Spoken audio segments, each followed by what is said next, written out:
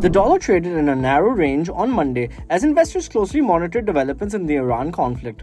While rising oil prices and expectations of higher US interest rates kept currency and precious metals markets on edge. The dollar index was little changed at 100.78 as markets remained cautious over escalating tensions in the Middle East. Iran's Revolutionary Guard said they had struck US military assets after another night of American airstrikes, raising concerns over global energy supplies and inflation. Analysts said investors have largely priced in the current level of geopolitical risk and are waiting for any major development that could trigger fresh market volatility. Brent crude traded around $88.43 a barrel after briefly climbing over the $90 mark earlier in the session, reflecting ongoing concerns over disruptions to oil exports through the Strait of Hormuz. The euro remained steady at $1.1432, while the British pound edged 0.1% higher to $1.3466 as markets focused on Britain's new Prime Minister Andy Burnham and awaited the appointment of a new finance minister. The offshore Chinese yuan strengthened slightly after Beijing kept its benchmark lending rates